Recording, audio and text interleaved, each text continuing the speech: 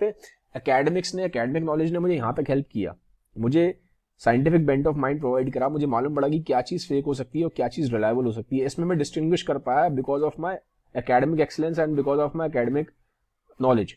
But वो कहते हैं अभी भी मुझे ना अपने माइंड को नहीं समझ पाया, मैं जो माइंड है मैं उसको नहीं समझ पा रहा था। इसलिए फिर वो कहते हैं कि माइंड को समझने के लिए मैंने मेडिटेशन करना स्टार्ट किया। अब मेडिटेशन से इनका सीधा सीधा मतलब ये है कि मेडिटेशन एक ऐसी टेक्निक है जिससे हम अपने माइंड को समझ सकते हैं। ठीक है, माइंड को कैसे समझना है वो मेडिटेशन के थ्रू होगा। तो इसके लिए फिर ये इनके जो गुरु हैं मेडिटेशन के, गोइनका जी हैं, तो गोइनका जी को ये फॉलो करते थे।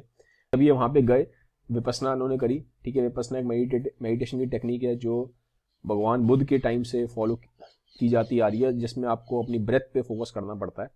ठीक है, प्रेजेंट मोमेंट में आना पड़ता है। गोइनका जी के अंडर में इन्होंने लंबे टाइम तक विपस्सना को किया। आज की डेट में भी ये 2 घंटे सुबह और 2 घंटे शाम को, ठीक है, इतना मेडिटेशन करते हैं। और उन्होंने बार बार ये भी बोला है कि मैं इतनी अच्छी बुक्स लिख पाया क्योंकि मैं विपस्सना मेडिटेशन को काफ़ी उन्होंने क्रेडिट भी दिया है। वो कहते हैं मैंने 10 दिन की विपस्सना कोर्स ज्वाइन किया था।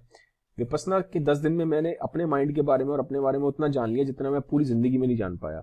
मैं ऑक्सफोर्ड हुआ, सब कुछ हुआ, इतनी मैं डिग्रियां ले ली मेरे पास, ठीक है, लेकिन फिर भी मैं अपने माइंड को नहीं समझ पाया पूरी जिंदगी जितना मैंने सिर्फ 10 दिन के विपस्सना मेडिटेशन में समझ लिया। तो ये मेडिटेशन को बहुत क्रेडिट देते हैं। और ये भी बोलते हैं, देखो रियलिस्टिकली होकर बोलते हैं कि मेडिटेशन ऐसा नहीं, कुछ लोग कहते हैं कि वो कहते हैं कि दुनिया में सारी प्रॉब्लम्स का जो हल है वो मेडिटेशन से हो जाएगा। अगर दुनिया में सारे लोग मेडिटेशन करने लग जाए तो सारी प्रॉब्लम्स दुनिया की सॉल्व हो जाएगी। तो कहते हैं ऐसा नहीं होता, उन्होंने खुद बोला है ऐसा नहीं कि हर चीज़ का सॉल्यूशन मेडिटेशन ही है। ठीक है, उसने बोला कि रियल वर्ल्ड में चीज़ें काम करने के लिए प्रैक्टिकल अगर प्रॉब्लम्स है तो उनके लिए आपको प्रैक्टिकल सॉल्यूशंस निकालने पड़ेंगे, आपको एक्शन लेना पड़ेगा। ठीक है, तो कहते हैं मेडिटेशन हर चीज़ का सॉल्यूशन नहीं है, लेकिन फिर भी हमें मेडिटेशन करना चाहिए क्योंकि मेडिटेशन के थ्रू हम अपने आप को ज़्यादा अच्छे समझते हैं, हम अपने माइंड को समझते हैं। हम समझते हैं कि कब हमारे इमोशंस ट्रिगर हो रहे हैं, जो इमोशंस हैं, जो सेंसेशंस हैं, जो रेस्टलेसनेस है, जो बेचैनी है, उनको थोड़ा सा ठीक से समझ पाते हैं। हम माइंड के स्लेव बन के ही रहते। अभी क्या है, अभी तो माइंड के और इमोशंस के और चीज़ों के क्या एक तरह से स्लेव हैं।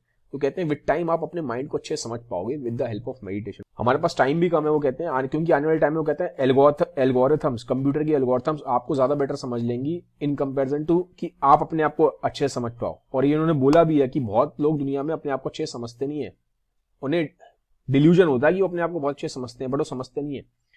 तो कहते हैं कि अगर आपको अपने आपको अच्छे समझना है तो आपको मेडिटेशन करना पड़ेगा, अदरवाइज वो कहते हैं आने वाले टाइम में एल्गोरिथम्स आपको ज्यादा जानेंगी इन कंपैरिजन टू कि आप अपने आप को जानो। ठीक है, तो कहते हैं कि मेडिटेशन करो, ये एक अच्छा तरीका है अपने आप को समझने का, अपने माइंड को जानने का।